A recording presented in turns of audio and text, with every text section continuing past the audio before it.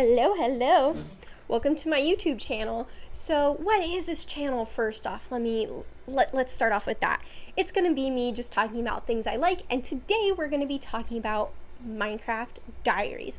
What is Minecraft Diaries? Minecraft Diaries was a Minecraft roleplay series created by Afmau. If you don't know who Afmau is,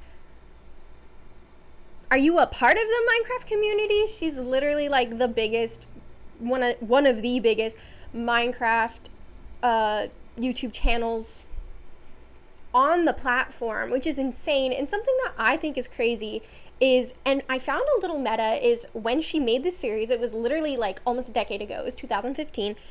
I am the same age as her when she made it. I am 21. I am turning 22. She was 22 when the series came out. I don't know. I just think there's something so meta about that. I love Minecraft Diaries. I've been watching it since the beginning. I rewatch it at least like 1 to 3 times a year, maybe even more than that. I rewatched it a few months ago, and then I decided I'm going to rewatch it again, because what am I going to watch? And then I was like, I need to talk about this with somebody. And I literally have no one to talk about it with, because I have no one in my life that has ever watched Minecraft Diaries. So if you don't want to watch it, or I suggest you watch it, even after this video, or before. That's what I suggest. Just adding it in there. So I'm going to talk a little bit about 2 prequels to Minecraft Diaries. Minecraft Diaries starts off, our first prequel is her Minecraft Comes Alive mod review series. If you don't know what Minecraft Comes Alive is, essentially back in 2015, villagers were useless. Like, you know how stupid they are now? Well, they're not that dumb now, but back in the day, they were so goddamn dumb. They didn't do literally anything at all. I think you could trade with them, but that was about it. Villages, like, they just weren't fleshed out at all. So, the custom NPCs mod actually gave them, like, player skins. You could marry them to each other. You could make them have babies and play God. You could marry them. You could have babies with them. And then also you could become like the monarch and the ruler, and they all had jobs.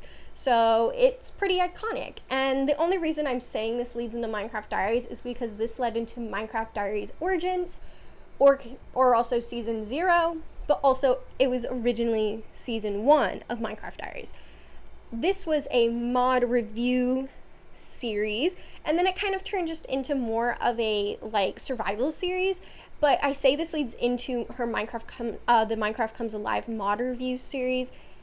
Led into that because the entire series takes place in the village that she created from there. So in my mind, I'm like, if that series didn't exist, if that 3-episode series didn't exist, would we have Minecraft Diaries? Would my childhood exist? I don't know. Okay, I don't know. So we're just gonna jump right into Minecraft Diaries now. I have my phone right here. There's 100 episodes we're going through today. Okay, I can't remember 100 episodes off the top of my head. So if you see me looking down, I'm holding my phone. So let's start off with what mods are in this series. Let's talk about it for a bit. So we have Bibliocraft, which is a furniture mod, and then we have the custom NPCs mod. Let me tell you a little bit about the custom NPCs mod. And I know this much because I have a Minecraft roleplay. If you want to watch it, I'll leave a link to my gaming channel down below. I'm pretty inconsistent because I'm in college and I have a job and my life is chaotic like all the time, but I really enjoy doing it, so you should check it out if you enjoy it. Anyways, so the custom NPC mod is what makes a Minecraft roleplay. It's what allows you to add in NPCs and give them dialogue, interact with them, make them like get quests for you. You can make them traders. You can do whatever you want. That's literally, like, I could talk about the custom NPCs mod for a while. I'm trying to fix my hat, but this is flipped and whatever. I could literally make probably an entire video on the custom NPCs mod, and I wouldn't even touch the surface of it because I've used it literally my entire life, and I still don't know like majority of the mod. That's how insane it is. So yeah, that's a little bit the custom NPCs mod. She has DecoCraft, which is another, wait, did I already say DecoCraft? I meant to say Bibliocraft. Bibliocraft, which is a furniture mod. Doggy Talents, gives them doggy talents. Basically just adds more things you can do with your dogs. Fairy Light mod, adds fairy lights. I love that mod. It's such an iconic mod. They need to just add fairy lights in Minecraft. Point blank, period. Come on now. We have the Fastcraft mod, which just optimizes all of the mods together and makes your game run faster. Hamstrific mod, adds hamsters to Minecraft. Ice Cream Sandwich Creeper mod. We will talk about that episode, because there's that mod, because there's like almost a whole episode revolving around it. Episode 3 to 6. It's one of those. I don't quite remember. Minecraft Comes Alive mod, which I already talked about. Mo Villages. It just adds more villages into your world, because back in the day, villages were extremely hard to find. It was like finding diamonds. Okay, it was, you could do it. It was just pretty hard to find them. We got Optifine, which, you know, if you don't know what Optifine is, are you playing Minecraft? Literally, you just like press C and you can like zoom in on things. Pam's Harvest Craft adds more food options. Jesus, adds more food options to the world. Rainbow World. I had never heard of this mod. Right now I just have the names written down because I have heard of all these mods on this list, except for this one. So I looked it up and I found a Dan TDM mod review video. So of course I watched it. It was a decade old, and essentially what this mod is, it's like Nyan Cat. It makes you get like rainbow Pop-Tart ores, and you can make like really OP armor and weapons from it. But I'm gonna be honest, I never saw this the entire series. Maybe there's functions I didn't pay attention to, but literally I never saw any of this armor whatsoever. Runic Dungeons, which just adds artifacts. Simply sit down. Space Core, I'm pretty sure this just adds backpacks. I'm pretty sure that's what it is. I could be wrong. Okay, now let's begin, okay, with the retrospective of Minecraft Diaries nearly a decade later. I need to keep this near my mouth. If you're wondering what this is, it is a mini lightsaber. Oh, let me explain how this is set up. So essentially the way this is set up is it's kind of like, we have the main characters in the center, Gareth, Aphmau, Lawrence, and Dante, and kind of like they stem off from each other. So it's like everyone Gareth's really relevant to's over here, everyone Lawrence is really relevant, like everyone is kind of around people that are like interact with each other the most. I tried to make it like as common as possible, but then there's like people next to each other, like this hamster and this guard. They have nothing to do, but they are like, anyways, that's how it's set up. So it makes sense in my head, and that's all that matters. Anyways, let's get started. So we have our main character, Aphmau. It starts off with a little introduction into the series, and she calls it season 2, which I think is so silly and iconic. Throwback to when it was season 2, and this might confuse people if they go back and watch, if they have no clue like that our Minecraft Origins series existed. Anyways, so it starts off with a cutscene. Gareth is the head guard of this village that Aphmau plays in the entire time, and he is talking to his guard apprentice, Zenix, and they're essentially just talking about how that the village is running low on resources, how they don't have a lord, and how everything in the village is like essentially in chaos. They hear a little rustle in the bushes, and we see this guy. We don't know his name yet, but I forgot to cover up his name. But we meet this guy. I call him Green Guy. He's dubbed Green Guy until we know his name. And he is spying on them, but then he runs away, and they don't see him. So Aphmau spawns into the world, and she sees this Green Guy, and she runs after him, and he leads her to this village. She runs into Gareth and Zenix, and they essentially just tell her what the cutscene had said to us in the beginning, that there is no lord and that their village is running low on resources. And then she jokingly is like, what if I was the lord of this village? Just kidding, JK, but what if? And then the rest of the video is her fixing up the village, because the village is just like a spawned in village, and you know villages love to spawn in above caves. So she was like fixing it all up. She created the iconic babe house. It consists at this point of Molly, NPC Molly, and then this girl named Stephanie that we never see again. I don't know why my hat won't stay on my head, like, straight. There we go. It's crooked and it was bugging the hell out of me.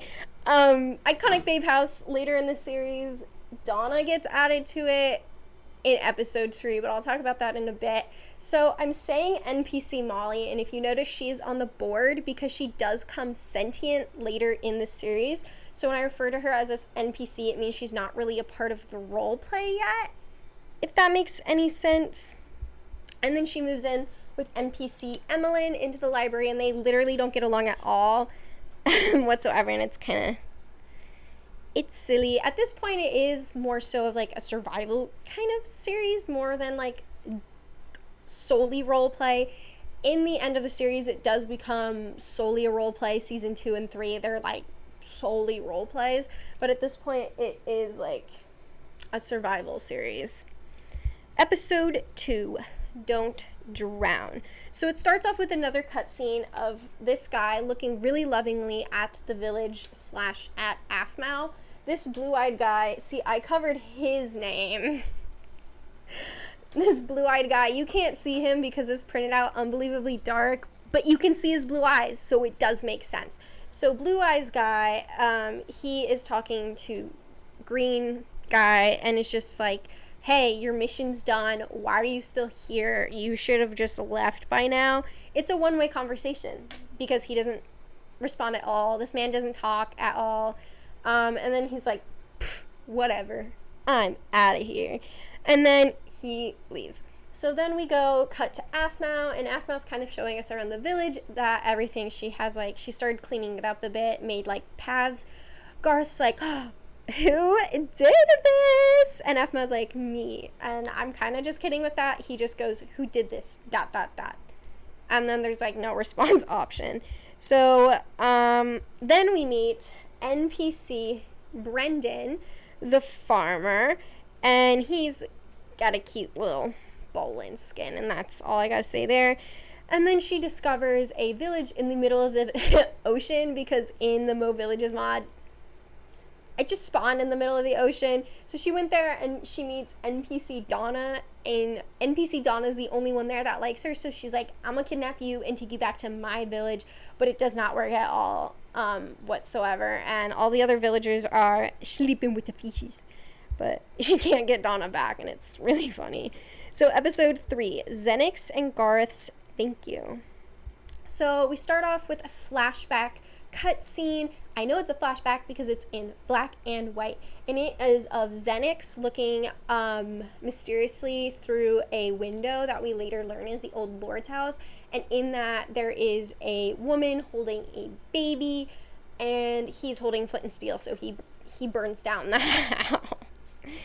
Aphmau mentions that off stream she brought Donna on stream, she did a stream between episode 2 and 3. She brought Donna to the village, and she kind of did some work. I couldn't find the stream because I didn't look for it, because I'm like, it's probably non-existent nowhere.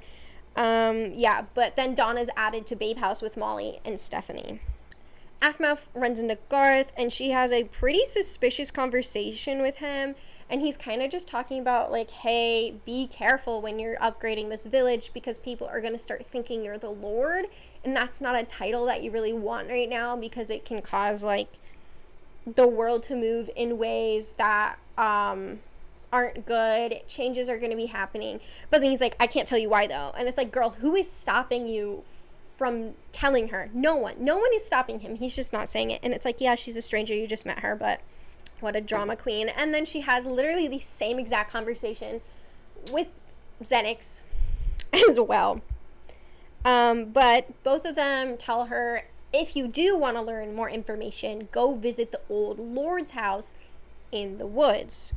So, episode 4, the old journal. Aphmau goes to the old lord's house, and before she gets there, she's like, I'll put on my helmet for you guys because I have to have protection and stay safe.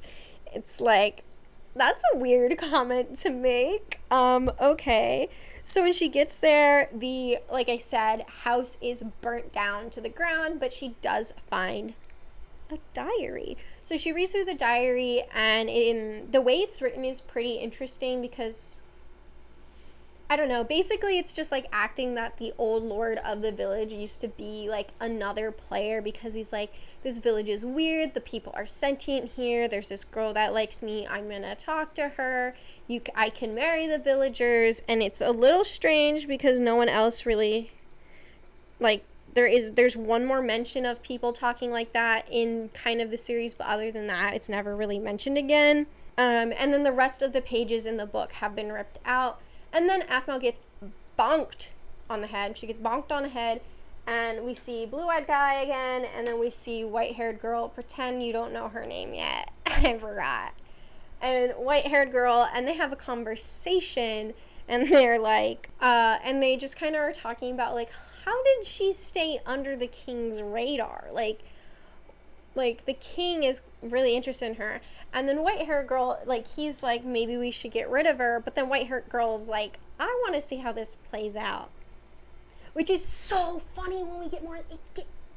her saying that is so goddamn funny. But the entire time this conversation's happening, there's like this angry Enderman in the background of the video. And I just think it's so funny. And I've always thought it was so funny. It was like one of the first things I noticed when I watched it.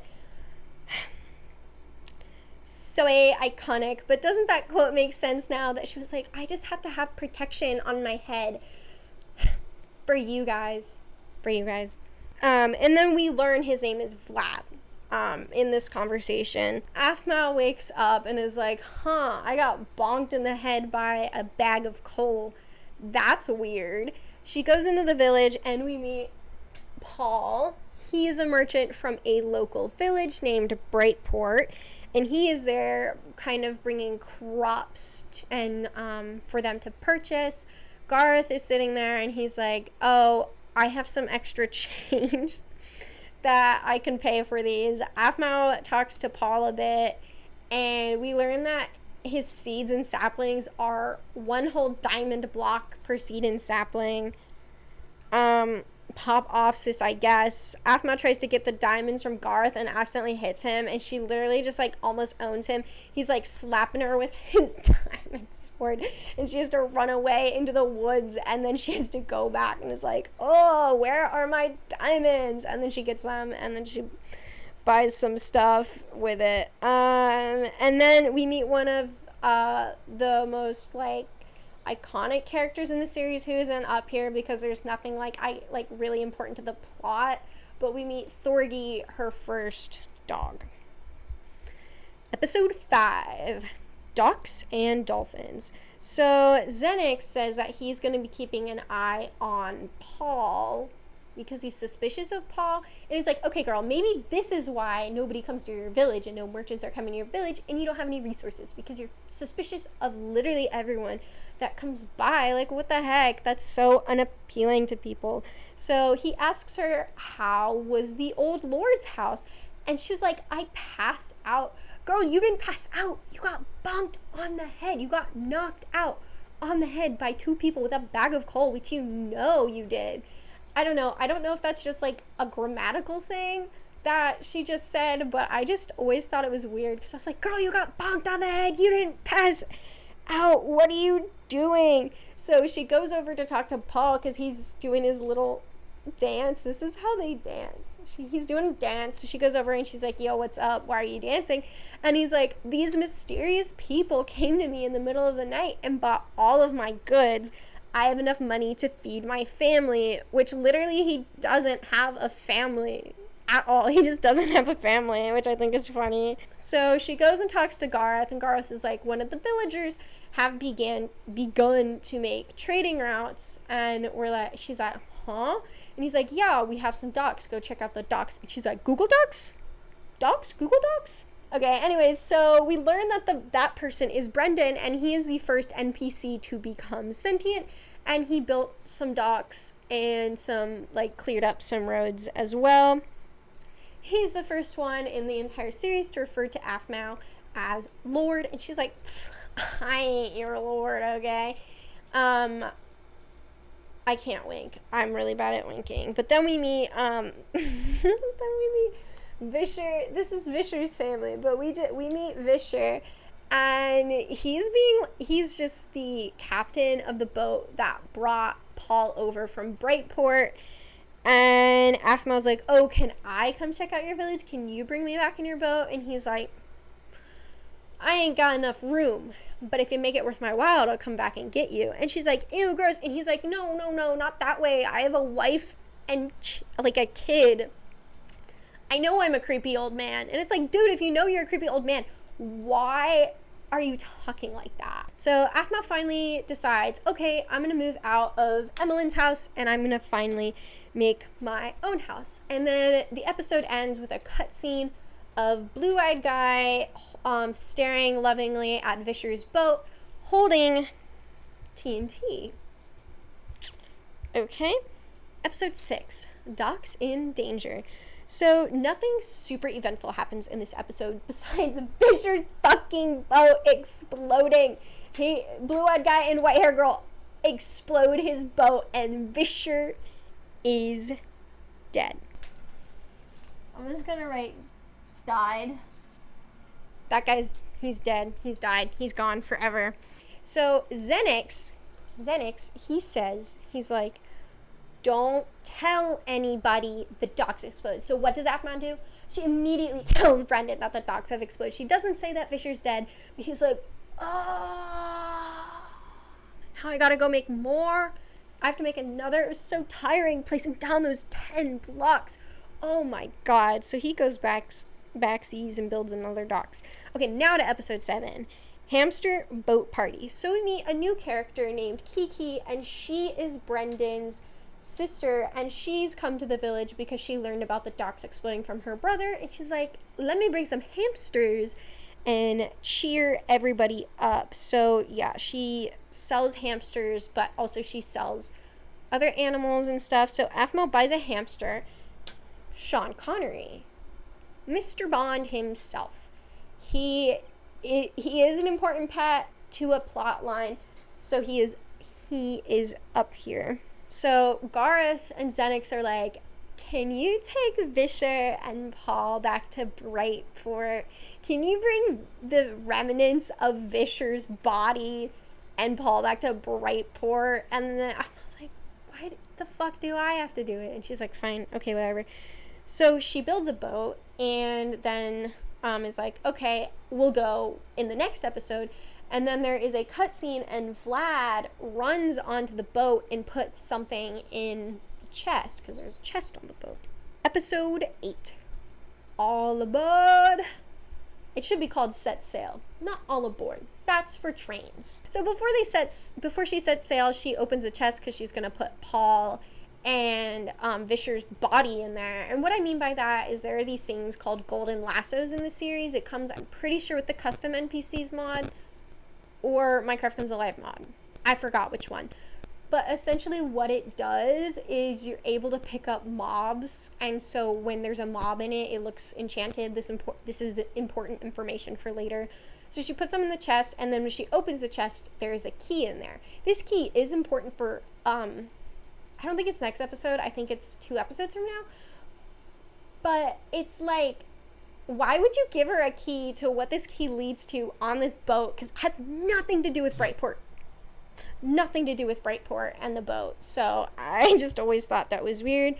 Aphmau goes to Brightport, and Paul is just like, I don't want to give the remnants of Vischer's body to his newly widowed wife, and her name's Merida. I'm pretty sure. I forgot to write her name, but her name is Merida. We'll go with that.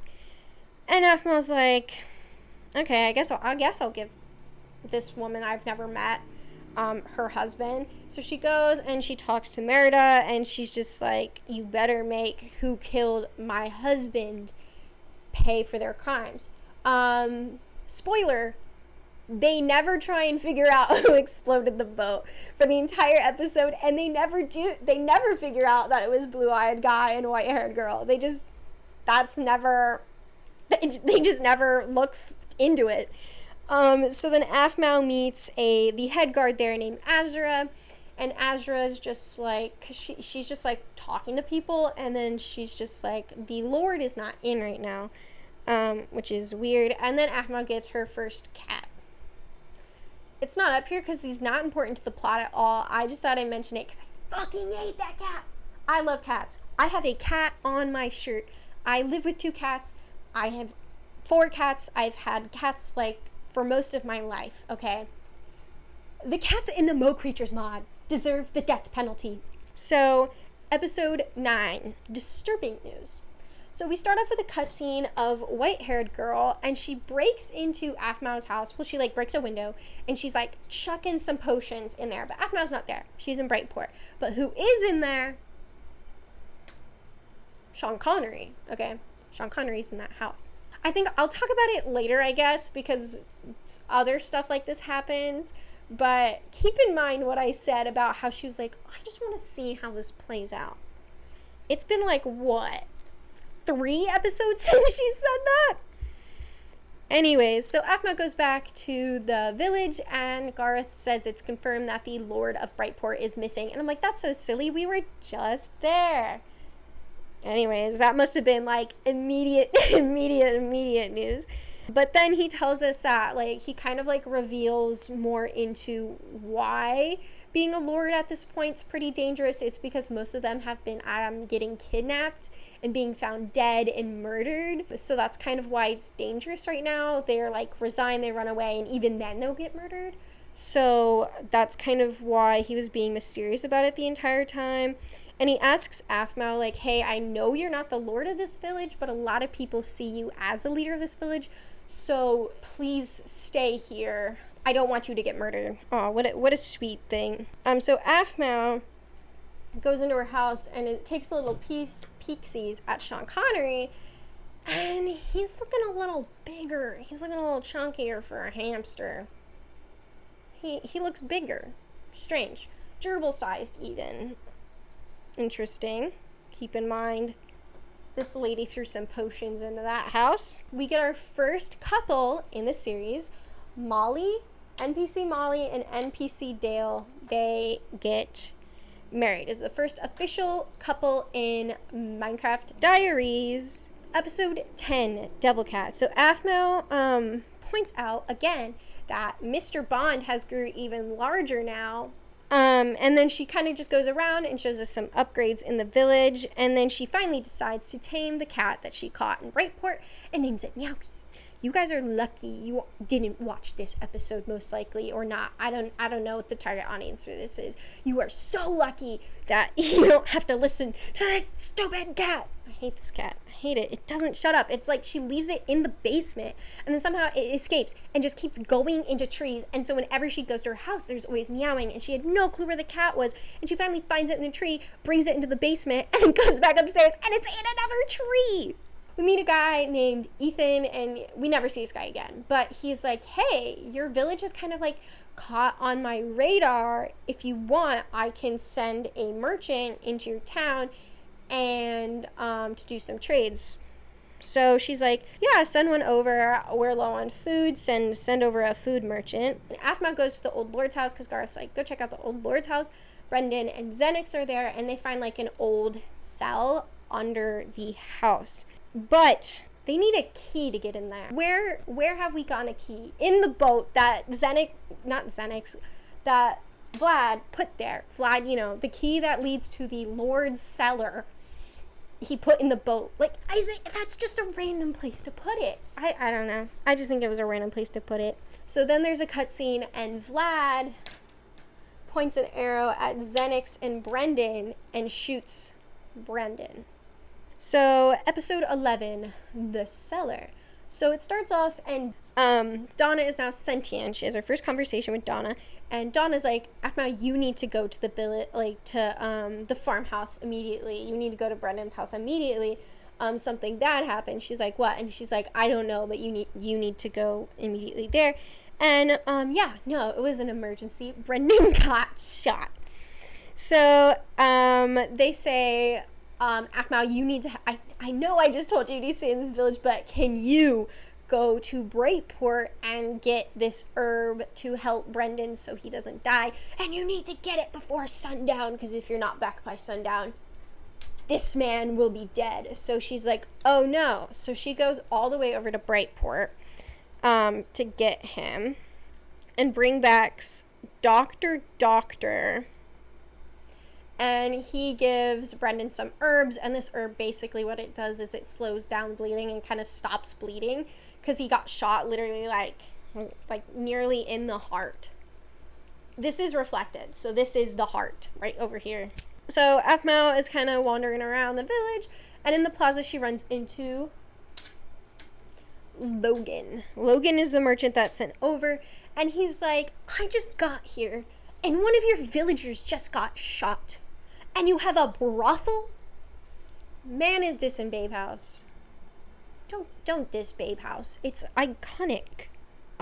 Anyways, yeah, he's bitching about how one of the villagers got shot and how nobody's gonna go and buy his goods because of that.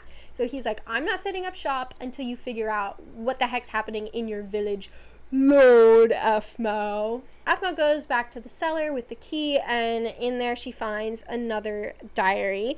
We learn that the old lord's name was Malik, and that he named the village Phoenix Drop. He says the villagers probably won't remember him and who he is, because he's being hunted by people called Shadow Knights, and that he has to evacuate the village immediately with his wife and his baby. This doesn't really make sense later, because there are other lords that we learn that die and get kidnapped, and everyone remembers them. So I don't know, that doesn't make any sense. So she's like, whoa, that's interesting information. Maybe I'll name this village Phoenix Drop. And she goes back to her house and notices Sean Connery is even bigger. Episode 12, Exploding Litterbox. So Garth and Xenix decide that they're gonna go check out the old lord's house, because they're like, we need to see if the person that shot Brendan 2 episodes ago is still there. So they go over to the old lord's house and check that out. Kiki goes to Aphmau and is like, hey, can I examine your hamster? I've heard weird things about your hamster. So she goes in and she's like, your hamster should not be this big. This hamster at this point is as big tall as Kiki is, like when he stands up. That's how big this hamster is now. And then she goes talk to Logan. He's still being a drama queen and is like, find who shot your villager. It's dangerous here. And then Molly and Dale have the first baby in the entire series, Ryan. He doesn't have a baby image like all of these babies, because he like immediately grows up into like a smaller villager, like, you know, the baby villagers, and has this skin on, so he's like a full-grown man at the age of 1. Episode 13, Skeletons Are Jerks. In this case, I don't think they are. Kiki is still at Aphmau's house, and she's like, hey, I think your hamster's like covered in magic. Like, there's no way naturally a hamster is this large, because he's even larger now. So Dale is now sentient, and then Donna, she reveals that she has a little crush on Logan. Girl, he called your house a brothel. Stay away from that man. So ringing the bells, Meowky is dead. Meowky was killed by a skeleton, so I was so happy when that happened. Aphmau is like, I think I'm gonna kidnap a bunch of villagers, because she's jealous of Brightport, because Brightport had like a bustling village, and she's like, my village isn't bustling. I'm gonna go kidnap some villagers from a local village, probably from like the water village. I don't know if that's where she gets them from. She doesn't really say. She just says a local village. But now Aphmau has found another cat and names it Meowky 2. So at the end of the episode, we get a cutscene of Xenix and Gareth, and they have stumbled upon a like kind of hideout, like a boarded up door hideout, and Garth is like, yo, what the heck is this? And Xenix shoots him. He shoots him in the back. Episode 14, Village Boom. Aphmau tells us that she brought some villagers over from a local village. It's not some, it's like 20. Like, the village is bustling. It's bustling more than Brightport. She accomplished the mission. She succeeded a lot in this village. And then she goes to the plaza and she meets Zoe. Zoe is first introduced as a fairy because she sells fairy lights, but later in the series she's referred to as an elf, and even Aphmau points out, like, I thought she was a fairy, but she's an elf. I don't know why they did this. I don't know if they forgot she wasn't a fairy or something, or they just wanted to change her to the elf.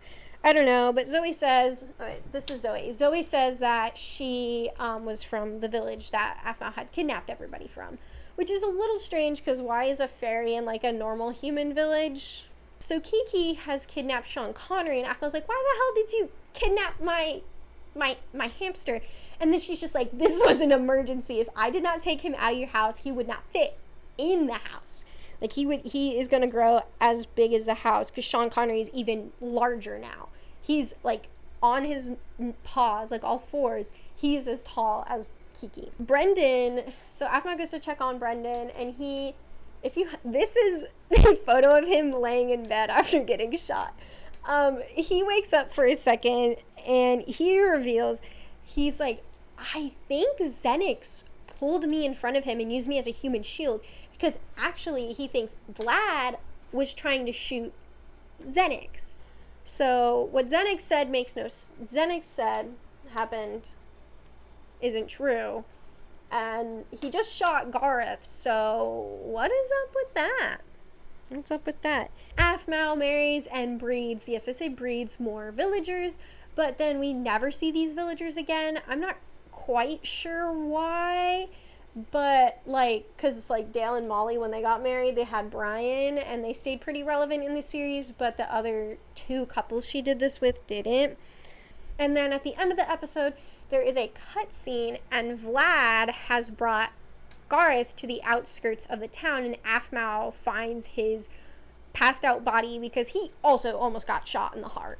Episode 15. I don't know why I'm so out of breath. It's probably because I've been talking at this point for 41 minutes. To Brightport. Doctor has returned, but he can't do anything because he doesn't have any more herbs, because the only thing he can do as a doctor is get some herbs. And he says, well, I guess Brendan's just gonna die.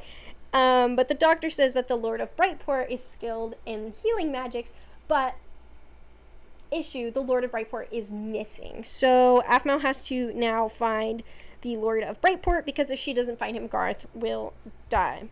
Before she goes, Kiki warns her about how there's werewolves there, and she says, I'm tight with those werewolves. Don't kill them.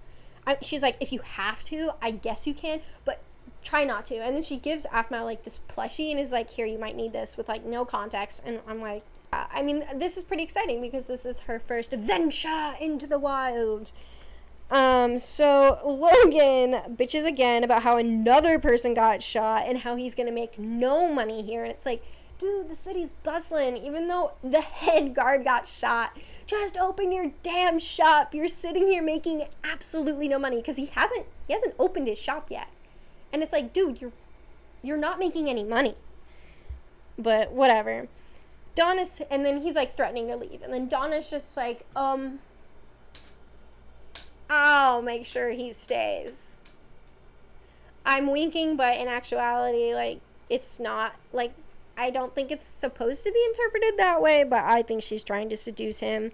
So we run into Azura, and she says to him, and then we're like, Aphmau's like, I'm here, I'm gonna help you find the Lord of Brightport, because Garth got shot. And Azura's like, me and Garth are like old friends, I'll do anything I can to help you. And she says that they went to like guard school together.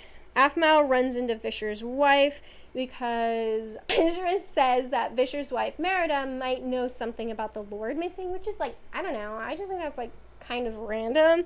But she goes in there and she's just like, have you found the person that killed my husband? And Aphmau's like, no, we haven't tried yet. And it's like, Okay, to be fair, I would also be pissed off if the village that my husband got murdered in wasn't looking for my husband's murderer and they just never find out who did it. This is brought up multiple times every time she goes to Brightport. So she refuses to help Aphmau, but then Aphmau sees her son named John. John tells her that he has information about the missing lord of Brightport, but in order to get this information, she needs to help him get his friend back because he has been kidnapped. And she's like, oh, and he's like, but don't tell any of the adults. And she's like, why? And he's like, because he's a werewolf. Episode 16, Alpha Wolf. We start off the episode with Aphmau trying to find the baby pup's family, and failing. She talks to John, and we learn that the werewolves know something about the disappearing of the Lord. I said that in the last episode. Did I say that about the episode? But she learns in this episode that the werewolves have something to do with the Lord missing. And she's like, did the werewolves do it? And he's like, don't judge a book by a cover. Aphmau talks to Azura, and like out of nowhere, she's like, I used to be in love with Gareth in guard school. And it's like, why do we need to know that? There's no information we need to know. Aphmau asks about Xenix because, she's really sussed out by Xenix. Because he pulled Brendan in front of him so he didn't get shot. And he was the last person to find Gareth, and at this point, nobody knows where Xenix is. And Azura reveals that no one knows anything about him, and that Gareth found him just, like, beat up in the woods, and kind of, like, saved his life. So, Aphmau finds the wolf pup, kidnapped by a hunter. Its name is Lowell. This is Lowell over here. And she takes him to the parents, Boldoff and Kiara. They think that she kidnapped him, so they absolutely start. So the Boldoff, Boldoff the alpha wolf starts like wailing at her and is like hitting her, and she's like, no, don't hit me. And she hits him back, no, don't hit me. But he's doing no damage because she has like, I don't know if she has full diamond at this point. She has some diamond and iron, so it's like he's not doing any damage at all. But Aphmau's like, let me use this plushie that Kiki gave me as a defense. And then Boldoff stops attacking her and is like, this is Kiki's. Why do you have this? You're not Kiki. And then she reveals that Kiki gave it to her, and he's like, oh, oopsies. Okay, yeah, I can help you with the Lord. I know information about the Lord. I actually know where he is, and whoa, okay. So then he takes her back to the wolf village. Episode 17, Home of the Tribe. So, we start off with a cutscene. Vlad is following Aphmau. He's just following her, and he's looking so lovingly at her and Boldoff and Kiara walking into the wolf village. So she has like a little heart-to-heart with him, and then he reveals that Vischer is actually a werewolf, and that they think that Brightport killed him because they figured out he was a werewolf. And Aphmau's like, no, Brightport is not responsible for his death. He actually died in my village. Not related to him being a werewolf at all, because I didn't know he's a werewolf. And we learned that the Lord of Brightport, he knew about Vischer's death. He was missing before. It doesn't add up. The timeline isn't adding up, but I think it just was an accident. But we learned that the Lord of Brightport, his name's Bert. By the way, I'm just going to say Bert now. Bert went to the village because he was like, hey, we didn't kill Vischer, because the wolves kept attacking the people. And he's like, I don't want to hurt you guys. We didn't kill Vischer. We're sorry. I don't know how he died. And then Aphmau's like, he died in my village. And he's like, oh, fuck, oopsies. I guess I'll call off this war that we've been planning. We learn that the werewolves decided to make a nether portal to get revenge on Brightport, and then the Lord of Brightport, Bert, he learns that they're doing this, and he goes there and he's like, guys, you stop, you can't do this, this is a bad idea. And then they open the nether portal, and immediately demons come out, and they kidnap one of the wolf pups named Kiva, which, now looking over here, I forgot to add her, so we're just gonna point to also Lowell when referring to Kiva. unfortunately.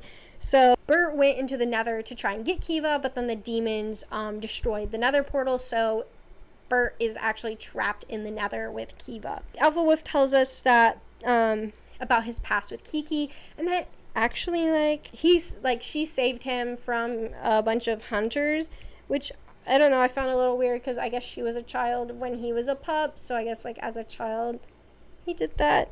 I don't know.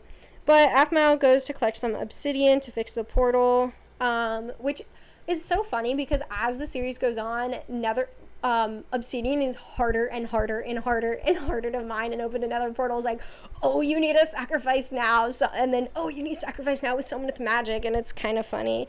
But then she fixes the portal, and it ends with her going into the nether. Episode 18, Into the Dark. So now we are in the nether, and she fights off these people called Shadow Guardians. They're not Shadow Knights. I guess they're different. They're Shadow Guards. I don't know. So she gets to the top, and we meet the weakened shadow of the king, and he says, "My reign will spread into the world. Man shall never know as great as I. No hope for the future will come. I will make sure of that." But then she kills it and saves Kiva and is like, "Where is Bert?" And as she's running out, she sees Xenix holding a golden lasso, and the golden lasso is enchanted. Like I said earlier, that means there's someone inside. Who is missing? Who are we looking for? Bert. Lord Bert. Okay. So, yeah. Episode 19, Lord of Brightport. So Aphmau goes back through the nether portal, and everything's on fire. And she says, one of my favorite quotes in the whole entire series. She's like frantically like, "Oh my god," blah, blah, blah. She says, "Water, go." And then she places down water, and it gets rid of one piece of fire, like one bit of fire, and goes like into a hole and doesn't spread anywhere else, and it was just really silly. So she goes and talks to the alpha. Well, no, first of all, she's like, "I hope Xenix is okay. Xenix. And it's like, girl, you know he's evil. He shot Brendan. Or didn't shoot Brendan. He used Brendan as a human shield. He was in the nether. You don't know where Bert is. You don't know where Lord Bert is. Like, use your noggin." Anyways, so then she goes and talks to the Alpha Wolf, and he's like, "A knight came through and burnt down the village with a guy with blue eyes and a woman with white hair." What knight just went through that portal? But she's still like, "No, it's not Xenix. Xenix good." So then she returns Kiva. So Aphmau is, what is she doing? I think she's just walking back to Brightport or something. I forgot what she was doing. But then she finds like this trail of blood, and she's like, "I'm going to follow that. What is that?" So she finds an iron door, and instead of breaking it down with a pickaxe, she's like, "Oh, I don't have a pickaxe. Let me make a pickaxe." So she makes a iron pickaxe, and instead of using that to break down the door, she makes a lever. She mines some cobblestone and makes a lever, not like a wooden button or a wooden pressure plate. She makes a lever to open the door, and I just thought that was funny. Anyways, so she goes in, and guess who's in there? Xenix. Xenix starts attacking her, and she's like, "What are you doing?" And of course he's doing no damage to her because she's like in full diamond or whatever. And so she knocks him out and kills him. Who shows up though? Vlad. Smoke bomb. Whoosh, gone. Xenix is gone, and Vlad is gone. Smoke bomb. So Aphmau goes in further into the cave, and she discovers the Lord of Brightport, and he's and she goes in there, and he goes, "Are you with the god? Tell me now, or I will draw my sword." And it's like, girl, you got kidnapped. How do you still have a sword? 1. 2, if you had a sword, why didn't you try and fight your way out of there? I'm not victim shaming. I'm just saying, how do you still have a sword after getting kidnapped twice? Anyways, so Aphmau asks about his magics and is like, "Can you come back to my village? Gareth, my head guard, got shot and he's dying." And Bert's just like, "Oh, they took my magic. I don't have my magic anymore." So episode 20, Return Home. We start off with a cutscene of the Lord of Brightport. Him and Aphmau return back to the village, and he's just like, "I don't have I don't have my magics, but I do have a healing potion that you can give him. It won't fully fix him, but it will help him. So she takes it, and then he kind of talks about like what's happening with the Shadow Knights guards and like lords disappearing and stuff like that. And he's just like, so there's like this bond between, hold on, I have to look at my notes. There's like this bond between a lord and the guard, their head guard, and it's called the Light, which is like, yeah, it's like their relationship, and it is what keeps them bonded. In that there was a lord who turned corrupted and started kind of like taking this light away from the guard relationship and turning a lot of people into what we know as Shadow Knights. I don't know. It was explained weird in the episode, so I'm explaining it even worse. So Aphmau goes back to Phoenix Drop and she gives Garth a potion. She throws that thing at him. Garth says that he thinks the person that shot Brendan is the person that shot him, and that Xenix left him to go chase the guy. Aphmau's like, that's not true. Aphmau tells Garth about Xenix, about how Xenix pulled Brendan in front of him, protect him as a human shield, and that she ran into him at the Nether. He burnt down an entire village, and he tried to kill her. And Garth's like, no, that didn't happen. And Aphmau's like, yes, it did. And then she leaves. Then Aphmau talks to Kiki about Bulldorf, and she reveals that Bulldorf had a crush on her. The thing about these werewolves is they're like pure werewolves, and then there's also like non-pure werewolves. So none of them there have like a human form or something. I don't know. All they do is talk. But then there are humans that are also werewolves, like Vischer. He has a human form, but then also he's a werewolf. I don't know. It's kind of confusing. Yeah, and then she officially names it Phoenix Drop. Brendan is awake because now Garth's in the bed that he was laying in when he got shot. And he kind of talks more about what happened between him and Xenix and how Xenix kind of like used him as a human shield, right? Like I said earlier, but I just found that confusing because it's like, how did he know Brendan was like gonna pass out? Because it's like, if you pull someone in front of you and they don't pass out, they're gonna tell people. So he's like, okay, he passed out, I'll bring him. Maybe he'll die and he won't tell anybody, but he woke up and he knew that he woke up. So maybe that's why he hasn't he hasn't returned, because he was the last one that we saw Garth with. I don't know. It's like, I don't know. I just found that confusing. We learned that Logan and Donna are officially dating, but Aphmau now has 2 cats. The Golden Lasso accidentally duplicated Miyaki too, so now there's 2 friggin' cats. Episode 21, A Peaceful Day. Like it says, it's just a peaceful day. Nothing really happens. Episode 22, The Baby. I remember this episode coming out. I don't know why. I just remember this episode so vividly. I think it was because, like, at the time I was, like, writing my own story and my character in that story found a baby. And then in this episode, Aphmau wakes up and finds a baby. So it, like, opens with a cutscene and Vlad drops a chest off in front of Aphmau's house and puts a baby in there. Aphmau finds a baby. His name is Levin. Where have we seen a baby mentioned before? Oh yeah, at the old Lord's house, the one that Vlad burnt down. Yeah, so Aphmau goes to talk to Garth, and Garth is better, and he's just like, girl, babies are a lot of responsibility, and you are a lord of a village. And she's like, nah, it'll be fine, don't worry about it. Keep that in mind for later. Anyways, episode 23, The Shower. Dale tells Aphmau that Kiki is throwing her a baby shower, and he also says that Garth looks like a proud father.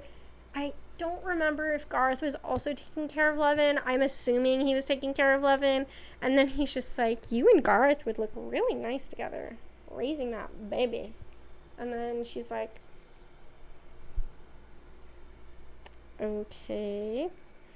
So we meet a new creature, Raven. Raven is a wyvern, is like a messenger wyvern. So he sends messages, I guess. And then we officially meet white-haired girl. She decides to move into the village. Her name is Sasha. And she is immediately being suspicious. She immediately is like talking about poison. And then is talking about like, what's the defenses on your house? Like, can I hold your baby? And it's like, dude, like, we know she's evil because of the cutscenes. But even if we didn't, it's like, you were being so unbelievably obvious about it. Anyways, episode 24, Crazy Days. So we meet a new guy. Okay, I don't know why I thought this was episode 3 to 6. This is when we get into the ice cream sandwich creeper mod. We meet this old guy, and he's named Crazy Creepy Old Ice Cream Man. She buys some creeper eggs from him. She places them in the world, and basically when they explode ice cream and like what is that thing, that ice cream sandwich, like a wafer? I don't know what they're called. Anyways, she just added that because I think she wanted to play with it, which, like, pop off queen, iconic, me too. Brendan is being creepy. We learn that Brendan is basically in love with any girl he sees. So Brendan is stalking Sasha. Donna notices that Brendan is stalking Sasha, and she's just like, Sasha's taking advantage of Brendan. But it's like, how? He's just looking at her. He's like, she's not talked to him at all, but she's like, I think she's taking advantage of him, like I did to Logan. Because when I first started getting interested in Logan, it was because of his money, and I'm a gold digger. But me and him have had this conversation, and he said he only liked me for my appearance. So it's kind of worked out, and we both used each other, and it's like, okay, pop off, I guess. Garth breaks the news that someone's baby is missing in a place called Scaleswind, and then Zoe kind of mentions her weird past. Oh, Zoe mentioning her weird past. Whatever. Okay. Episode 25, Water Cats. So Garth tells Zoe to take care of Levin because she magical. So she takes care of Levin. She's basically like Levin's wet nurse. I mean, not like literally wet nurse, but like to the point where she literally takes care. She is basically Levin's mother this entire series. That's why I was mentioning, like, babies are a lot of responsibility, and it's like at this point Levin's her fucking kid. Or not at this point, like throughout the series Levin's just her kid. Everyone takes care of this child except for Aphmau. Aphmau is preparing to leave, and then so he's like, you shouldn't even go. Like, who the heck loses a baby? Like, who the heck loses a baby? Like, what the heck? And then Aphmau's like, what if the baby was stolen? Did you think about that? And then she's like, oh, no, I didn't think about that. So she's kind of goes and talks to everybody in the village before she leaves, and she goes and talks to Sasha. And Sasha's like, oh my god, you're going on this journey. Let me give you this potion. You can rub it on yourself, and it is a fire-resistant potion. Make sure you put it around your neck. Girl, that is so unbelievably suspicious. You are not on the down low. How? I don't know how she's still being allowed. Anyways, she heads off to Scaleswind, and Azura is there sending her off. And Azura says that the baby that's missing has been described with brown hair and green eyes. And later in the series, it's like we learn that's not what Levin looks like at all. Levin has blonde hair and blue eyes. So she sails off, and right away she discovers this island, and it is covered in cats. Like, cats are swimming in the ocean. It's covered in cats. So she goes to check it out. You know how I feel about the cats in the Mo Creatures mod, okay? So she goes to check it out, and there is a house, and the house is covered in like red wool, implying that there's cat piss everywhere. So she meets this new character called the Crazy Cat Lady. Yeah, there's so many cats in her house to the point where they're like borderline glitching out of the house. She opens the door, and they're all just like explode out of that house. Anyways, episode 26, The Admirer. So we open with a cutscene. Okay. Of Sasha going to this crazy cat island and throwing potions on there. So you know how I mentioned earlier how Sasha literally was like, let's see how this plays out. Let's not kill her or kidnap her. Immediately she just tries to kill her like 3 times. 2 episodes after she said that. And she keeps doing it and, like, failing. Unbelievably failing. I just think it's funny.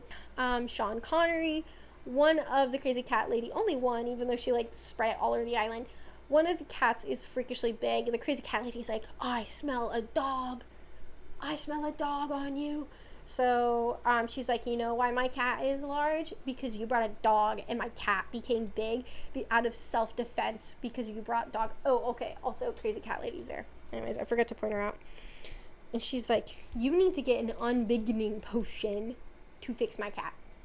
And I was like, okay, I guess. So she's like, go to Metelli, and there's a shaman there that can cure my cat. So Aphmau heads to Metelli, and she immediately meets the head guard there. His name is Lawrence. Lawrence immediately starts hitting on her. I love this guy. I think I'm not big into shipping. I've never been big into shipping, even when I was a kid. But I think I might be a Larmau shipper. We'll talk more about ships later, okay? Like, way later. We'll talk about ships later. Anyways, so he's the head guard of Metelli, and Aphmau says that she is looking for the chicken shaman. I forgot how they got there, but Lawrence mentions that their old guard has been shot in the heart, was shot in the heart and died. And he's like, it was really sad because he was like a dad to me. So we learned that there is a lord competition between 2 people, Kenmer and Hayden. And so we meet Kenmer and Hayden, and they both say the chicken shaman is on the outskirts of town and that he's absolutely bananas. So episode 27, Roses Are Red. Lawrence tells us that Hayden's daughter has gone missing. So Aphmau's like, okay, I'll help you find the daughter. So now she's on a 3rd quest. Hayden spills the tea about her dark past because she goes to talk to Hayden and be like, I'll help you find your daughter. And he's just like, Cadenza's not my biological daughter. She's my adopted daughter. I found her picking roses because she loves roses. And putting them at her dead parents' graves because they were burned alive in a village fire. And I was like, okay.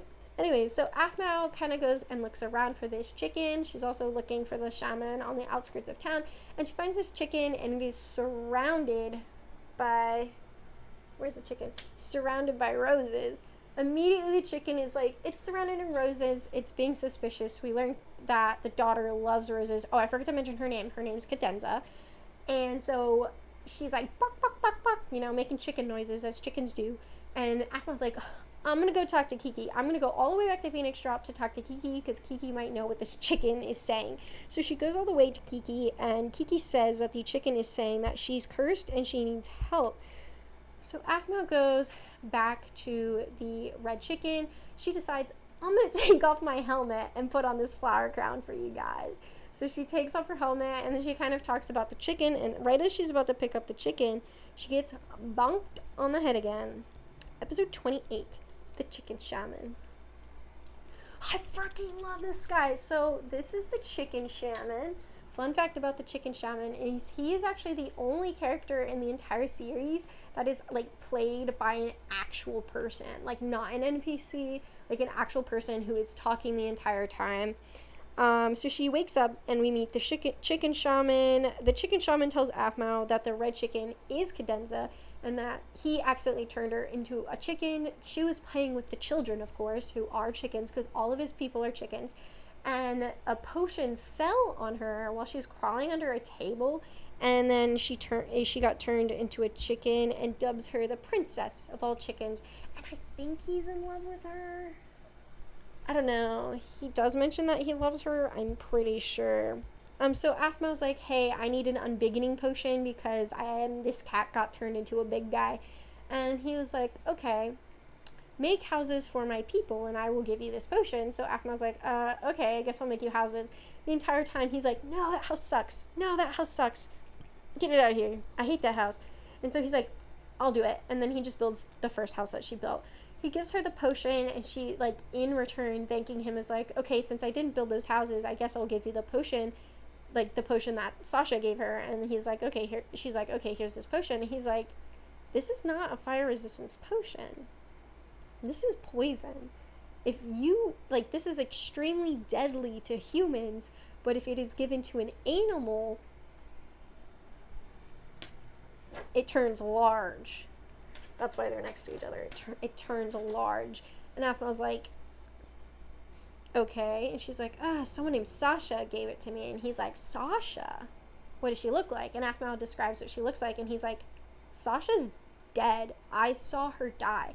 And so we learn that Sasha's actually from Metelli, and she used to be the old head guard. She was the head guard to that lord that died. And so, yeah, and that she actually died in the Nether when they went in there to go save the Lord. Yeah, save the Lord. So they saved the Lord, but then, like, the bridge broke, and she got left behind and died and fell in lava. Episode 29, Sasha of Metelli. Aphma tells Lawrence of that Cadenza is fine, but she's a chicken. Lawrence is like, awesome, epic. Do not tell her dad. Don't tell anybody. They will immediately try and kill Castor, because the chicken shaman's name's Castor. Castor is a chicken shaman. I forgot to mention that. So she goes to Hayden and is like, hey, I didn't find your daughter. And he's like, why the hell did you come here then? Like, fuck off. Like, what the hell? And then she goes to talk to Kenmer, and Kenmer reveals that he is in love with Cadenza. But she found nothing, and then Kenmer's all sad. But yeah, he's like, I am so in love with her. And like, at first it's like implied that they're dating, but literally he's in love with her and just won't talk about it. But Hayden knows that Kenmer is in love with his daughter. It's a weird dynamic. I don't know. We talked to his guard, and we actually learn that Kenmer was lovers with Sasha before she died. And he basically confirms that everything the chicken shaman was saying about how, like, because he was there, because he's a guard, and went to go save their old lord. His name's Joe. I didn't put him up here because it's like he's not really that important.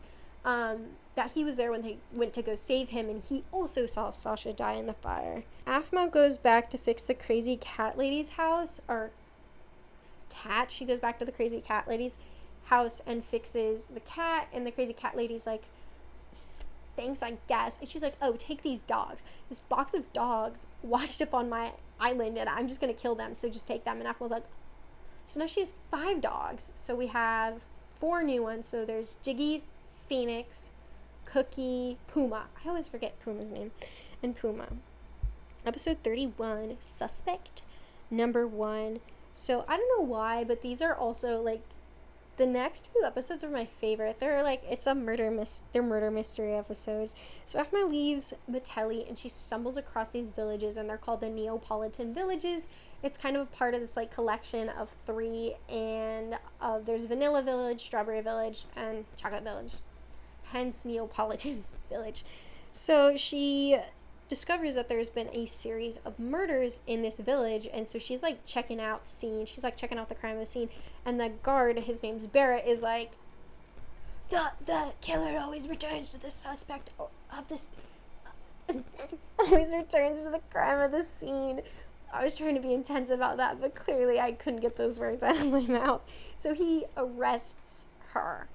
So now she's in jail. So then, now that she's in jail, but we learn that 2 people are there to bail her out, Lawrence and Garth. And this is the first time that they're meeting. I honestly forgot why they went there. I think Garth had to deliver a message. I don't remember, like, at all. Honestly, I didn't write it down in my notes, so oopsies. So Lawrence is like hitting on Aphma, and then Garth's like, does he talk to you like this? I'm gonna talk to him. This is disrespectful. He shouldn't talk to a lady like this. So he talks to Lawrence, and so Garth is right there. She doesn't say a single thing about Sasha. She didn't say a single thing about Sasha to him. Why? She tried to poison Aphma. Do you think it was like an accident or something? I don't know. Sasha's just suspicious. Also, she's dead. Confirmed by 2 people. So Aphma decides, though, she's going to stay in the village and try and solve the murders because she loves criminal minds and she wants to be a detective. Episode 31, Criminal Brains. Aphma begins to survey the crime scene, and there's only 1 crime scene because there's only, like, there are 3 murders, but she only, I guess, looks at 1 of them. And there is a plate, anvil, and a book.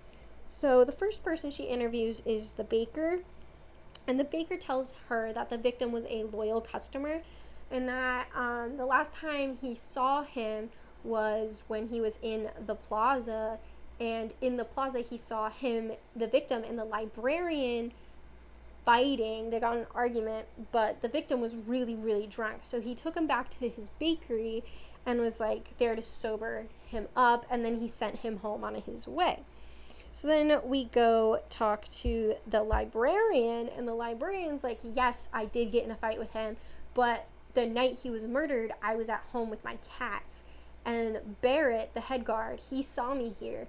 So, she has a really strong alibi. So it's like, if you saw her at home when the murder supposedly happened, why are we interviewing her? She has a solid alibi.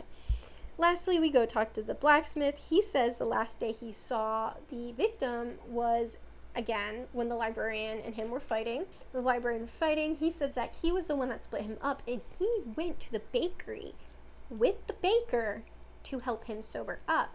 And he was like, I had to leave early because I had to do an order, like make an order in the morning.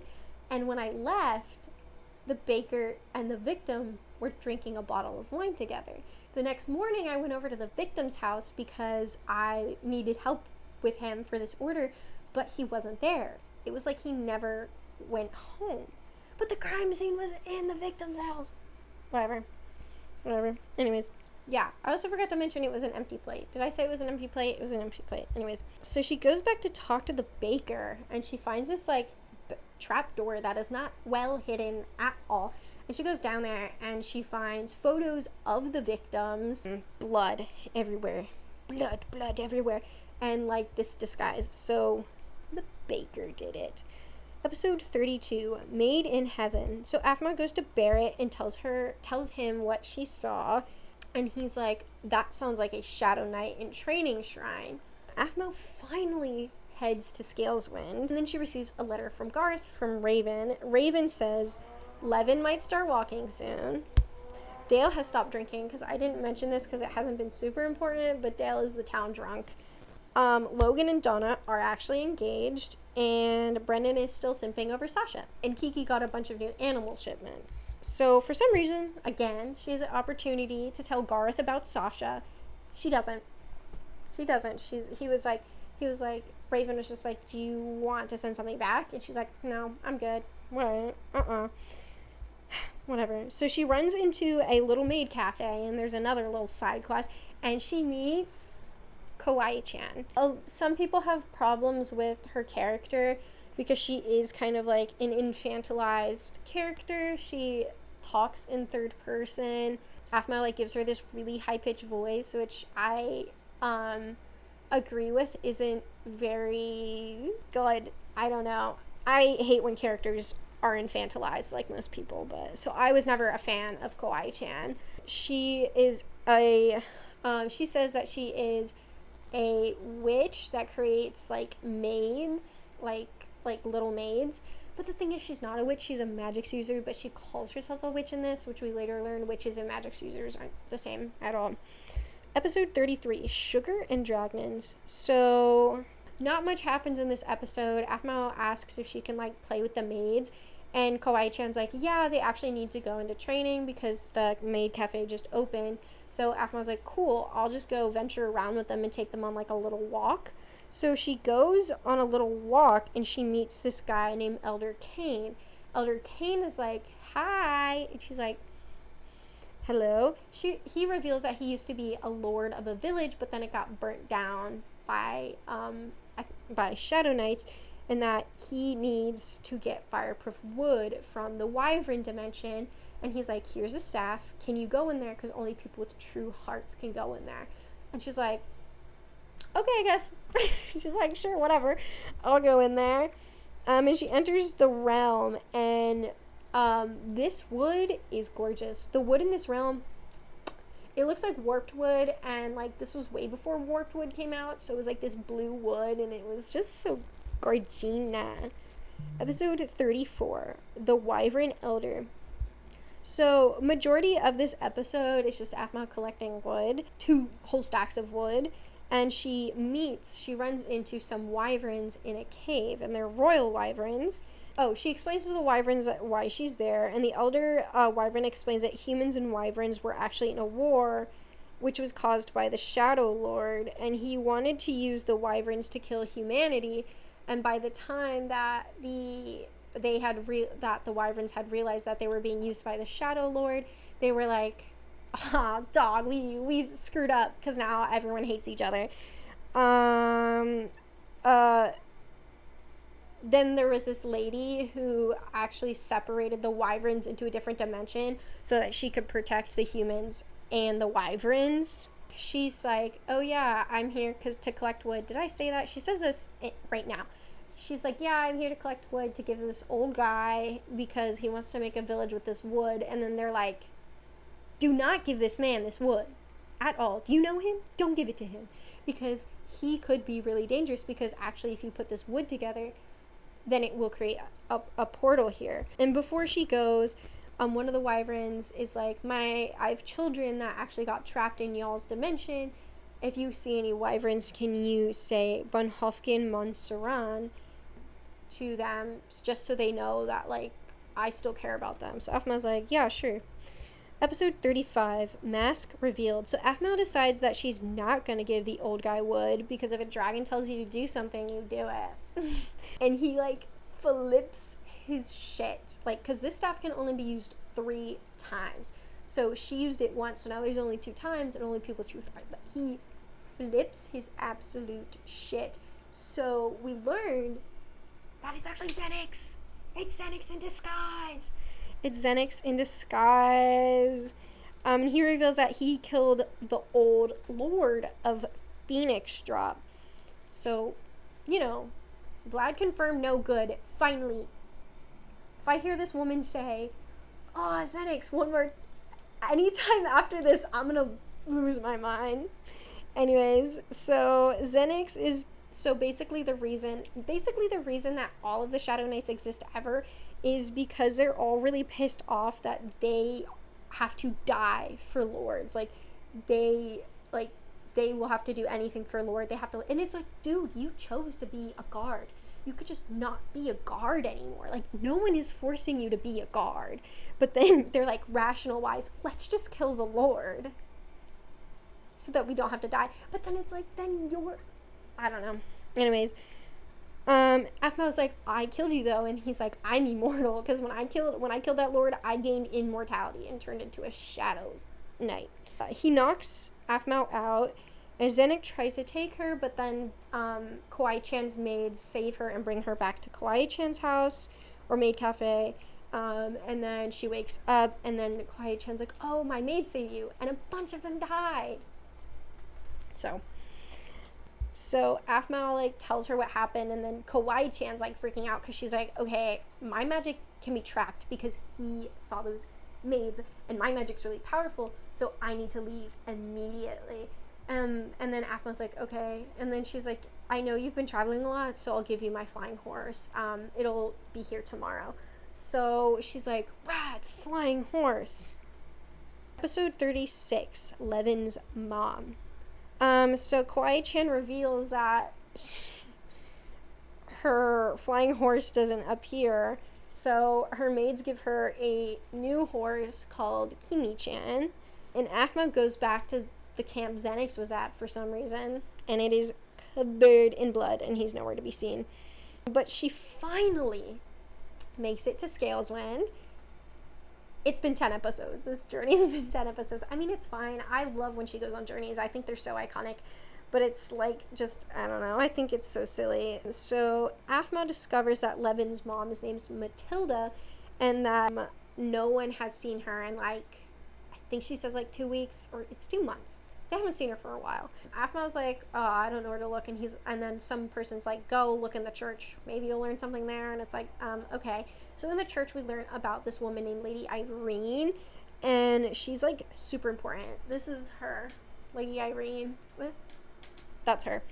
And she was the founder of Scaleswind, and she was the person that closed the Wyvern dimension. She made the Wyvern dimension and human dimension separate. So she was the one that stopped that war.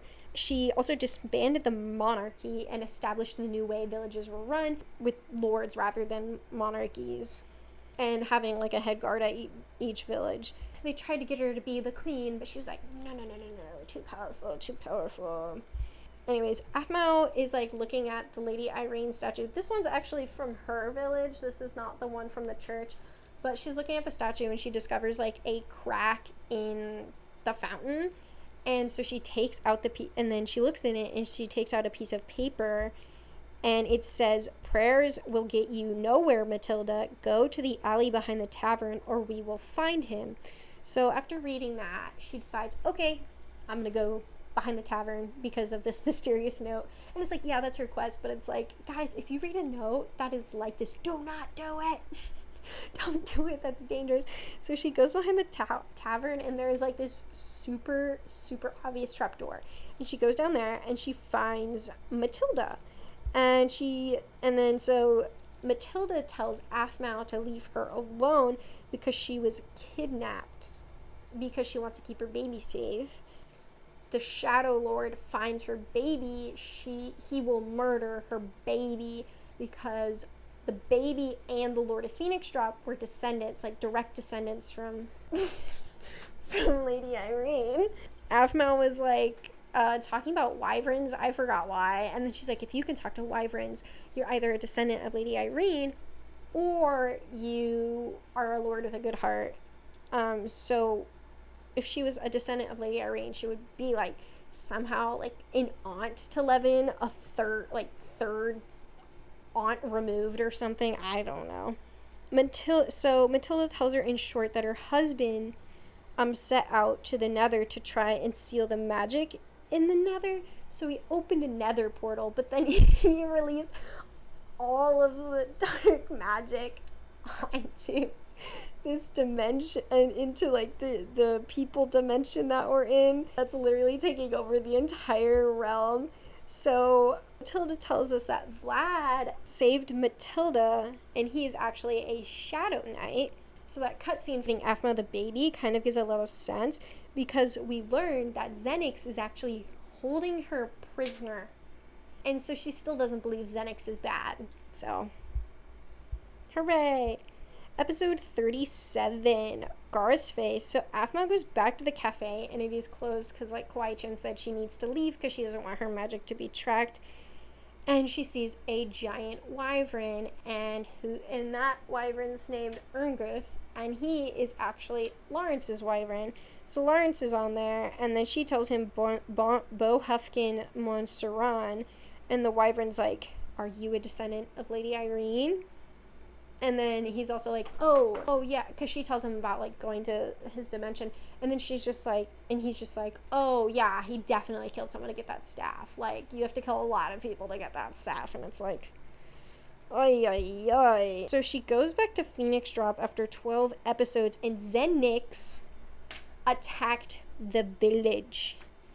He attacked the village, and he tried to get Levin, but Zoe has barrier magics, so she was able to keep Xenix at bay. And Gareth is a little sad boy because he's ashamed that Xenix was able to keep up with him, who was just a knight in training.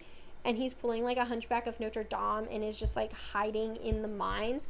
So I actually have a thingy to put up on the board because I have a bunch of things. Let me find it. This is Gareth's face. So we see his face because Xenix actually like damaged his helmet really bad, and that's why he's hiding. So Zoe is now assigned as Levin's caretaker, like full on, full service, live-in nanny, basically. Something that was really confusing at the time, a lot of people were really surprised at how young Gareth was, because a lot of us thought that he was like older, and even Aphmau says that like he just is older. I'm assuming he's probably around Aphmau's age, which at the time, like I said earlier, was 22. So he's probably like either early to mid 20s. And then he is like saying that like Xenix is like a son to him. But then it's like, is Xenix not a full grown person? Is he a teenager then? A troubled teen? And then he's like, I treat him like my son. And it's like, I don't know. It's confusing. So then we get a cutscene of Sasha looking at Lawrence, and they make eye contact, and Lawrence is freaking out because, of course, he also knew her because he was a guard of Metelli, and just like the chicken shaman, he tells Aphmau that she's supposed to be dead. I saw her die. Episode 38, Lawrence the Hunk. So a lot of NPCs at this point have actually like disappeared, meaning the series is kind of leading more into the roleplay aspect. At the start of the episode, we see all of the ladies fawning over Lawrence. We got Kiki there, Donna there. Who else is there? Other people there. Oh, Zoe's there. Brendan's also there, but he's there because he's jealous, and so is Dale, because Dale's there because he's also jealous. And he was like, back in my day, I also used to be a hunk.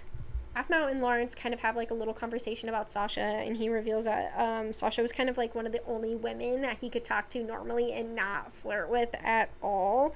So then they decide, okay, let's peek into Sasha's house and see what's going on in there. And they find a journal that she left behind. However, the journal's enchanted, so they can't open it. We learn that Cadenza is actually still missing. Like, Lawrence is like, oh yeah, Cadenza's still missing. So now Castor's chicken shaman is also missing. So they decide, okay, we need to go get Castor because he's the only person that can unlock this book. Because apparently he's the only person that can unlock this book. No one else can unlock it. So they need to go hunt down Castor. That they can use him, not because they're friends with him. Anyways, Garth is still in the mines, and he reveals that he doesn't want people to see his face because of like family reasons, because he's like hiding from his family. Episode 39, Maid of Honor. So Aphmau asks Zoe if she can unlock the book, but Zoe's like, no. She was like, if you are a magics user, you can only do like one type of magic. So she was like, mine's bearer magics.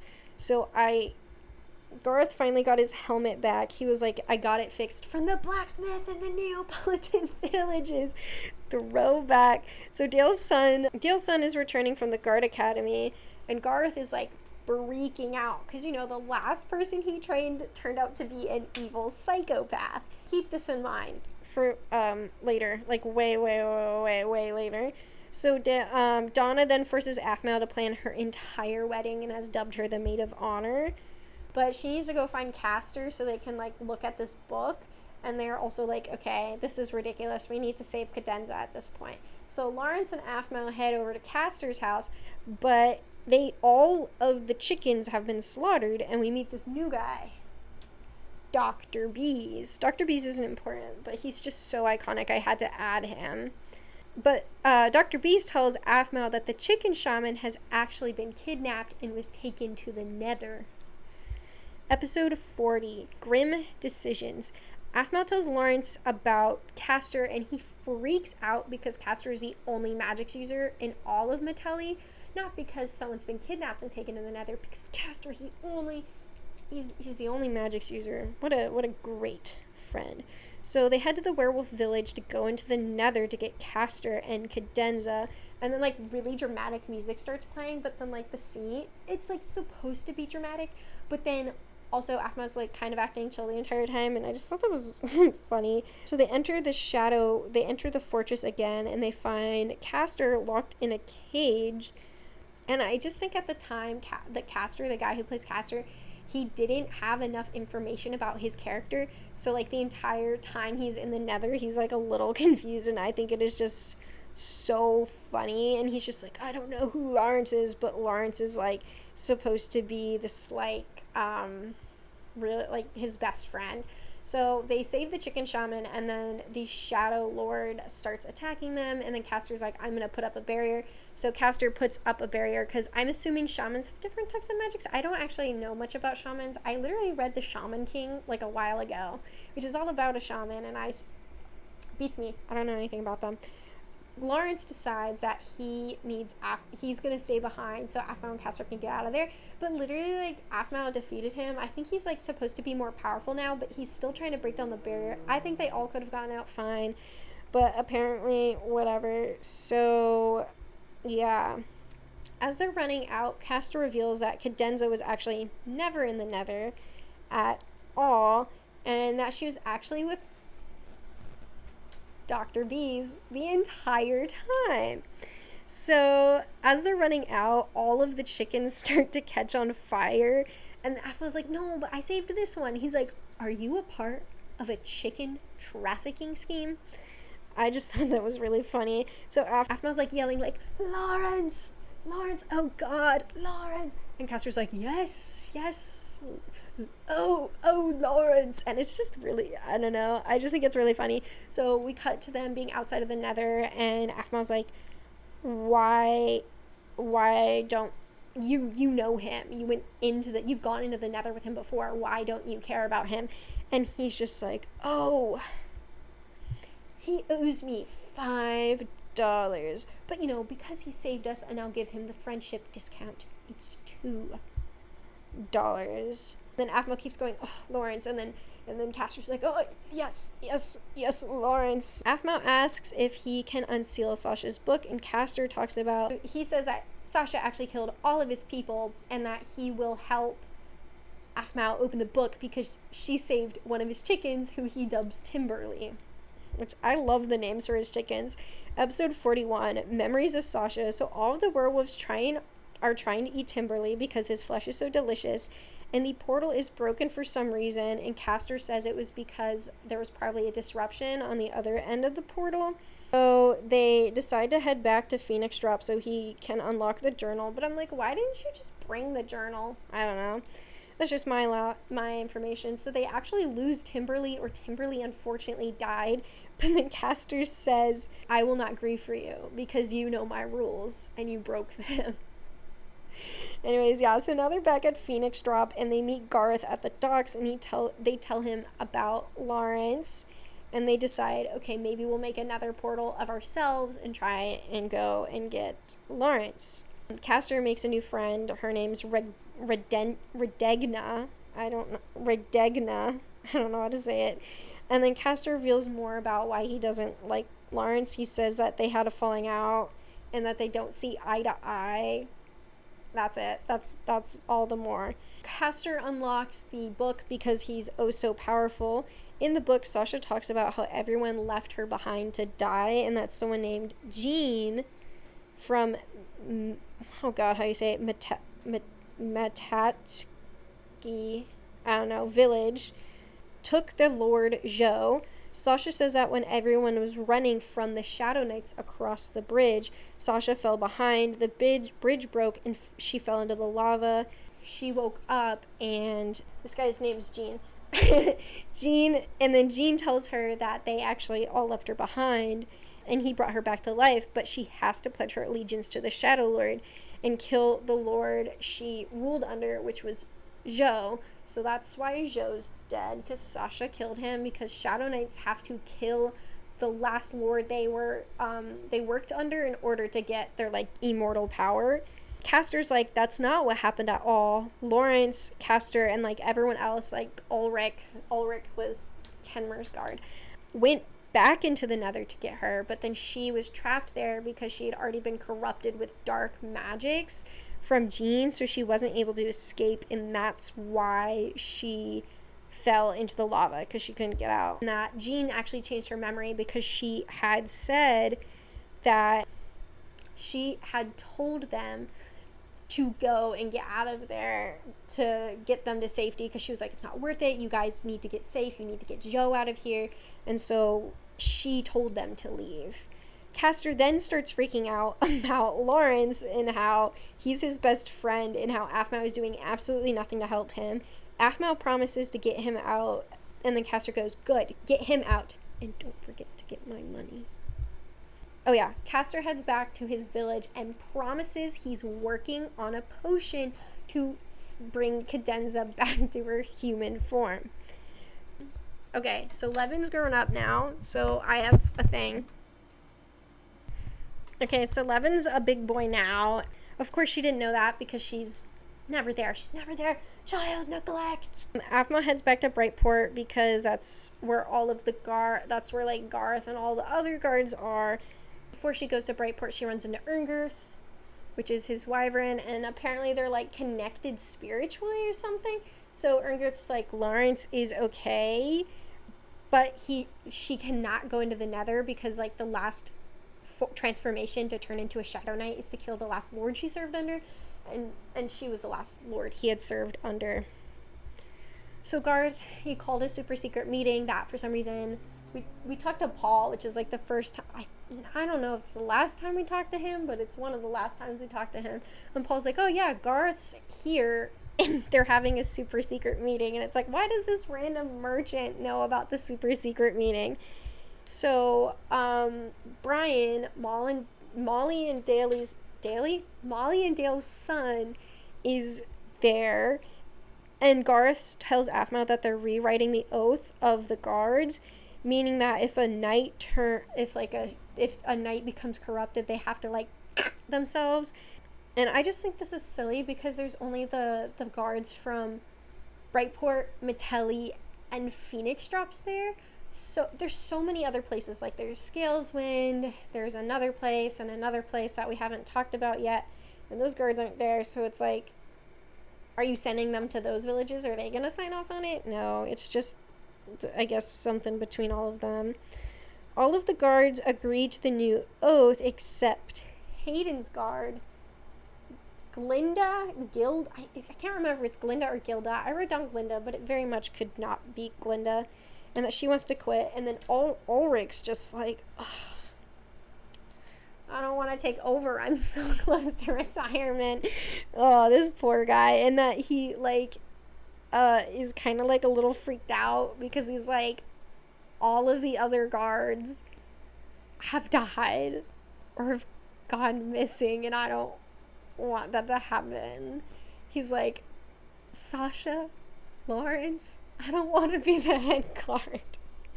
Anyways, so Merida bitches at Aphmau again because they haven't been looking for who killed her husband. And then she just runs into John, and he's like massive. Like, I don't know why she scaled him up so much, but the hat. Anyways, okay, so episode 43, Shadow in the Dark. So we start off with the nether of a cutscene, and Lawrence is laying on a podium. Lawrence is laying on a podium in the nether, and then it like pans up and we see a ghost, but then like we don't see those ghosts again until like season 2, I think. Season 3, I don't know. I haven't watched season 2 and 3 in a few months. It was a few months ago, so I don't quite remember. There's like borderline 300 episodes of this series. And it's the start of something new. It feels so right to be here with you. Oh, Garth hits on Aphmau. This is the first time. Yeah, so Aphmau finally becomes an involved parent and takes Levin. Aphmau finally becomes an involved parent and decides to take Levin on like a little walk, but he can't walk yet, so like on a little crawl around the village. And so of course she decides, let's go to the old lord's house, because so many good things happen there, because, you know, Levin is the son of the old lord. So she's like, let's go to the old lord's house. It'll be fun. You know, that's not where I got bonked on the head and 2 people got shot, but whatever. So it's like, So Levin, okay, he stands up and starts walking towards Lawrence. Episode 44, Zoe's story. So the episode picks up where it left off, and Brian comes to the scene because he hears Aphmau screaming, and he's telling her, like, to calm down. And, of course, that's, like, the one thing you want to tell a woman who's freaking out about her child. Calm down, ma'am. I'm sorry. It doesn't work. So Garth comes, and then he's, like, gaslighting her and says, that's impossible. Lawrence isn't here. You must have been hallucinating. But anyways, nothing good happens at that house. People need to stop going to that goddamn house. Oh my god. So Dr. Doctor appears, and he's just like, oh, he was just enchanted. He doesn't actually know how to walk.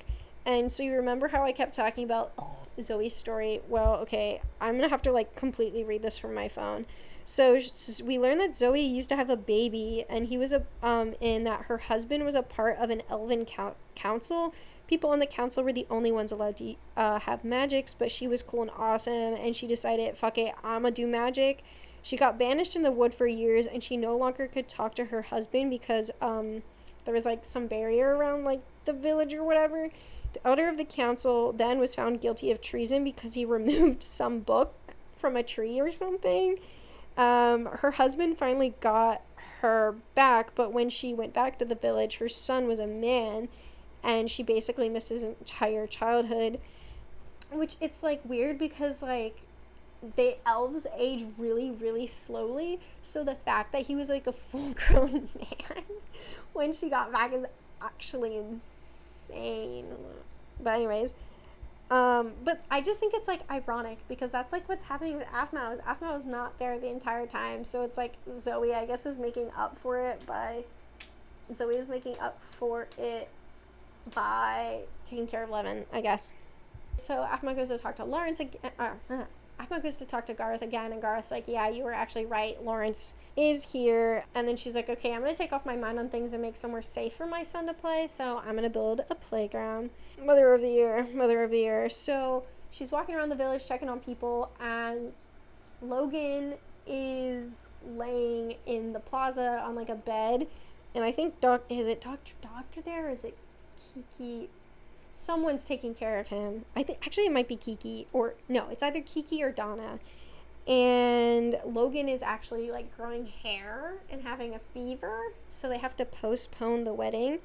And so Aphmau goes back to Sasha's house, and like her spirit or ghost appears or something, and she says like, you left Lawrence behind, like I was left behind, and blah blah blah. Like episode 45, Logan's curse. So confirmed, Logan is a werewolf. That's why he had a fever and was feeling sick. I don't know if anyone noticed, but I split it in half, so he's a werewolf and a human, and I just thought it was silly. So Aphmau needs to send a message. I think she needs to send a message to Raven, or Raven has a message for her. I don't know. But Garth is, I'll remember later in the script. So Aphmau decides to go that she needs to find Raven, because Garth's like, oh, it's like a little trial. You need to find Raven's cave for some reason. I don't know. So she goes to the cave, and she then says, Bone Hufkin, my Saran. And then Raven's like, uh-oh, the realms are merging. And we learn that Raven actually has like his entire family there, because I think there's supposed to be like 5 of them trapped there, but it's just him and 3 others, because I hate Ungirth, and they like were like, no, he's actually evil and he did a lot of bad stuff, and it's like, oh, okay. Oh yeah, no, so Raven has a letter from Kawaii-chan, and Kawaii-chan is asking if she can move into the village because, because of Aphmau, she had to move her home. And Aphmau was like, I don't know. And it's like, aren't you trying to get more people to move in your village? Why are you being so hesitant about this? Aphmau knows that Logan is turning into a werewolf because Kiki told him. And she asks Donna about if she likes dogs. And Donna's like, yeah, I guess I like dogs. And Aphmau's like, what about a werewolf? And she's like, actually, I don't like werewolves because it invaded my village when I was a kid. And it's like, your ocean village? Your water village? Werewolves invaded your village? Okay.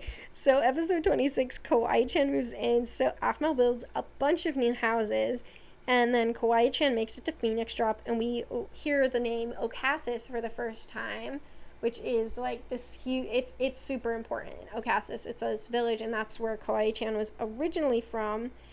And then she talks to the sailor for a bit, and of course he's like, oh, Kawaii-chan's so hot. And my God, it's like, oh, dude, shut up. Kawaii-chan says that she's homeless, and like I said earlier, I blame fucking Aphmau. Aphmau goes to the plaza, and Donna is there, and she wants to beat up Kiki because she's like, you stole my man. Donna, I can promise you no one else wants Logan. I can promise you no one else wants Logan. He is an asshole. Actually, what's happening is Kiki and Garth are hiding him in a cave so that nobody can see him, because a lot of people just don't like werewolves. And then, of course, Garth hits on Aphmau again. Logan says that tomorrow to bring Donna down into the mine so that he can transform in front of her and that he can kind of explain everything. And then at the end of the episode, it ends with a cutscene of Cadenza looking lovingly at Phoenix Drop. Episode 45, To Love or Leave. Aphmau decides that she's going to make more villagers have a baby, because she is God, and basically because all of her villagers have run away. So Corey the miner and Emma the farmer get married, and they have a baby named Kyle. At this point, they're not sentient. Kiki reveals that Donna has punched her in the face, and now Garth is with Donna, and they're sitting in Babe House. And he's like, Donna, you need to calm the hell down. You just punched someone in the face. And Aphma's like, Donna, you need to calm down before I punch you in the face. And now Donna's like, I'm sorry, I didn't mean to do it. Molly decides to talk for the first time. It's not nighttime yet, so they're not taking Donna to the mines yet. But so Aphma kind of like officially meets Molly for the first time. And Molly found a red chicken, and she heard that red chickens are the most delicious chickens. And I was like, do not eat that chicken, please. That is a woman cursed as a chicken. Saves her. So Kwai-chan says that she can actually turn Cadenza back into a human, but she needs someone that knows barrier magics to actually do it. So it's finally nighttime, so Aphma takes Donna to Logan, and Logan reveals himself. Not in a creepy way, guys. And Logan explains that he is actually a cheapskate, and so that he found a ring, an engagement ring, really cheap. So he went to go get it from the sketchy guy, and that sketchy guy was actually a werewolf and tried to kill Logan. And Donna's pretty chill about the entire thing. Episode 48, Transformation. So Aphma decides to make a guard tower for Garth, and he's all happy. Zoe and Kawaii-chan finally fix Cadenza, and she tells us that the beautiful chicken shaman and Dr. Bees kept getting drunk and were not working on the potion. So she was like, I heard good things about you, Aphma. So I was like, she might be able to help me.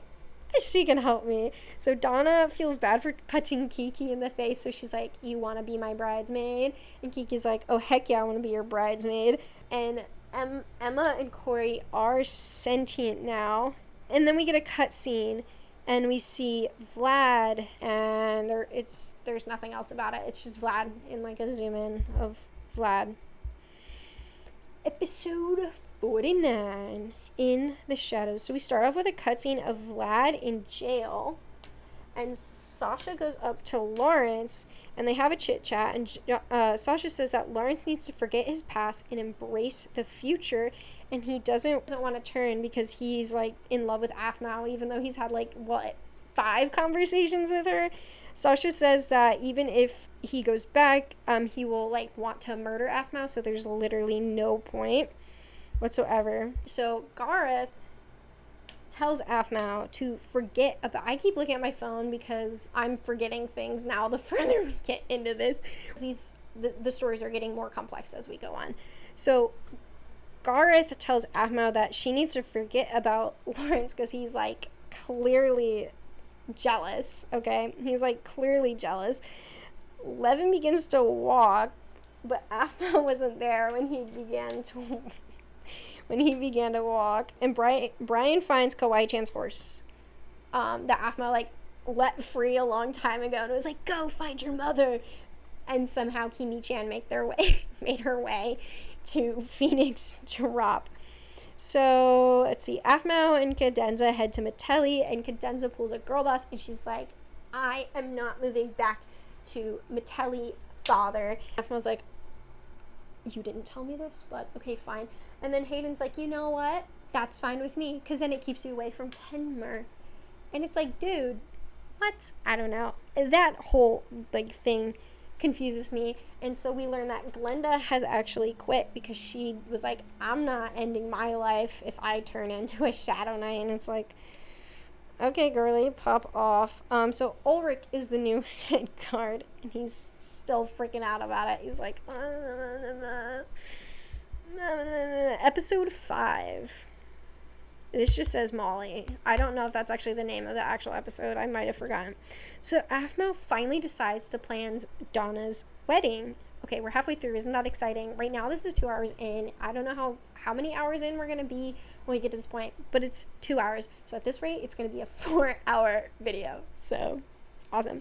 So she decides to finally plan Donna's wedding, and Donna makes this giant list, and essentially it just says, Aphma, do the entire thing for me.